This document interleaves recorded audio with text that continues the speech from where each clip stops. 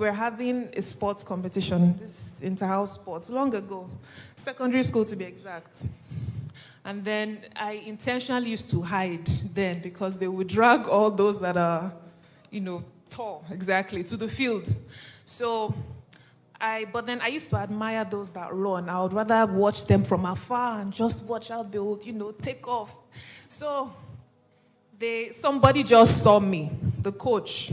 I wasn't hiding myself well enough. So he just saw me. I said, Dara, yeah, come. God. So he called me to, the starting line. People already cheering. This all will pass everybody. This all will pass everybody. I wasn't informed that it's 800 meters. So, is there anything complicated in running? You just run. You just start. Shebi? So it's how fast you can carry your legs. Shebi? Abi now? I thought so too. So they blew the whistle and we took off. And I took off with all my strength, all my might.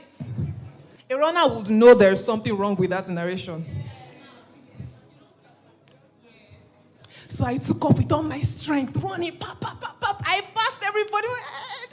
I passed everybody. 100 meters. I passed everybody when I was getting to 200 meters. I was hearing one of my friends trying to gesture to me that, like he was mouthing something, but I was feeling so fly because I passed everybody. So I thought I will win this race. So people were cheering. Knowing that the cheer was deception. Those that were cheering, they were from the other house. They were essentially cheering me on. Keep going, we're done. So I passed everybody. My friend stood at the edge of the race. And he was trying to flag me down. As I was running, he was like, I was like, what are you saying? So when I came closer, I said, save your strength. And I'd already passed him. It was when I got to 300 meters. I don't know that my leg was not going. But I'm trying to. It's not lifting. It's not coming down. It's getting slower. That's how one by one, they're just passing me. Pew. When it got to 500 meters, I just balanced myself and diverted from the race.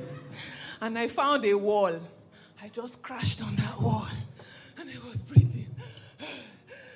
breathing. As if... So they all rallied around me. Sorry. Why didn't you save your strength? Why did I said I didn't know. I was not informed. I thought it's just running. And I learned a valuable lesson. Number one is that I can't run. Number two is, in order for you to go far and for you to finish, it's important for you to know the secret to go far. It's not how you take off that will determine if you end or if you even get to the finish line. And I learned that day. I learned it quite hard. It is foreseeing the future, paying the price that would warrant you going far. So zeal will start you off. Zeal will make you take off. But it is wisdom that will keep you on the track. Now, if only I had been told the simple secret, if only I had known the secret to long-distance racing, I wouldn't have, gone off. I would have finished that race. No matter how zealous you start, there is a finishing strength that you cannot bank on at the beginning. There is a finishing strength that must be keyed into, that must be prayed into. Another secret to going further is company. Your company largely determines how far you go. So when you're together with like minds, please, people of like minds, you will just end up going further. And we know this adage that says if you want to go fast, you walk alone. Go alone, you will go fast. But if you want to go far, you go with a company. And we have many examples in the Bible, but my favorite is Daniel. Daniel and his friends ate pulse. You know pulse? Beans. For 3 years. When his other Judites were eating meat, chicken, drinking wine. It's not like they were isolated. They were together. So you are seeing them pass a bowl of chicken to the next table. You are seeing that happen. You are seeing them pass ham, sausages to the next table. You are seeing wine bottles going to the next table. But no, ask yourself, if you are Shadrach and Meshach, and Daniel said, my brothers, we cannot do this. The God of our fathers, he abhors this. We are in a strange land. These are fools dedicated to idols. We have to stand firm. And maybe in the first month, you said yes. Yes. But then the next month, you are seeing your brothers eating wine, chicken, and everything. And then they are bringing beans and water to your table with vegetables. Because he said pulse and water. So beans, vegetables, and every other pulse delicacies, basically the beans class. And they're bringing it to your table. And you're eating beans and drinking water. First month, second month, third month, fourth month, fifth month. I can imagine, I'm so certain that they must have complained because they are human beings. But maybe as one of them is complaining, say, guys, let's just take wine or let's just take a piece of chicken. You know what? Let's do it like this. We will eat it on Saturday. Sunday to Friday, pulse and vegetables. And the other one will say that, no, guys, see, we cannot do this. We can't do this. What's the point of all the sacrifice we're doing then? It is a sin. A sin is a sin. Okay. First year will pass. 1 year, 6 months. The one that was saying is a sin, say, guy, I'm thinking that we can all share just a drumstick. We need meat. We need meat. Beans is protein now, so why are you deceiving? We need meat. We need animal protein. Animal protein. And then Daniel is like, no, see, don't worry. Let's ask for strength. See, just look at the benefits of having a company of like minds that can run together. And that is why they could do the 3 years, because they were 4. So because they were a company, they were able to run alone. And I can tell you that you should ask the Lord for friends. I can never forget the time when Pastor Lawrence talked about how we should ask for stronger friends. That prayer is a very, very intentional and important prayer because your friends largely determine how far you go. And finally, intimacy. The secret to going far and to finishing well. Intimacy. In Isaiah chapter 40, verse 31, it talks about how waiting upon the Lord will renew your strength. It says that they that wait upon the Lord will renew their strength. They'll mount up with wings as eagles. They will run and not be weary. You'll walk and not faint. So, waiting upon the Lord, intimacy, being intentional about your spending time with Him. It cannot be overemphasized.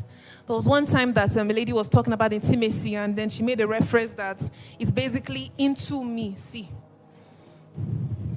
So when the Lord is saying, have an intimate relationship with me, let's cultivate intimacy. He's bringing you to His presence so you will see into Him. So into me, see. Because intimacy is basically you unveiling yourself before somebody else. You know how the Bible talked about how the man knew his wife and they gave birth to a son. So intimacy should produce something. Intimacy is knowing someone. And that is seeing into the person. So intimacy is a very, very important key to going far and to finishing strong. In the presence of the Lord, there is fullness of what? Strength. So strength is renewed in the presence of the Lord. No matter how far you want to go, no matter how much you want to do exploits, you have to come back for a refill. And that is why Jesus took so personally his quiet time. The Bible will talk about how he will, wake up early in the morning before it is bright. And he will spend time in the wilderness. He will go to an isolated place and will just stay there, communing, interfacing with the presence of God. If you are here and you just think intimacy is just about singing and having religious prayers. When I mean religious prayers, I mean, you just praying because you have been told to pray and you have been told what to pray. So you just have the prayer without any feeling or any sincerity therein, then that is not intimacy. I'm going to add a bonus to it, and it is to confess it. Confess, I will finish well. I will finish strong. There was one time we had a true talk with my husband, and then he said something that's just stuck with me. He said, never see yourself or never see a day that you are weak or that you're tired. There are so many people that even as they are praying now, maybe as they are praying and charging for 12 hours, they are still seeing that, I'm pretty sure by next year or by next month, I'll be so dry, things will be so, life would have choked me. It is well, Sha, it is well. There are people that are seeing that about themselves. They are not seeing themselves going far. Are we together? There are people that keep seeing themselves getting weak. They keep seeing themselves needing strength. They keep seeing themselves longing for help because they are seeing the worst of themselves, if I should just put it like that. But always see yourself that, no, I'm going to be strong till the end. Now, it's just to apply these principles together. Them in isolation is not what we're talking about. It's to apply them together. So even as you are seeing yourself like that, you are seeing yourself like that because you are saying, I will apply these principles. So I will definitely be like this. Do you understand? So you are saying that I will confess it. I'll be intimate with the Lord. I'll have the right company. So I will definitely finish strong. It's not just you saying it and you doing absolutely nothing to make it happen. You are confessing it. You are decreeing it. You are thinking about it. You are seeing yourself on that time. You are thinking about it. And then you are doing what you need to do. That, Haba, since I'm doing this, I will definitely end well. What are you telling me? Do you understand? We would love to hear how this message has blessed you. Please share your testimony with us at davidicgenerationtestimonies@gmail.com. For inquiries and invitations, please reach us at thedavidicgenerationib@gmail.com and Lawrence Oyor invitations@gmail.com. To partner with us, please do so through the account below.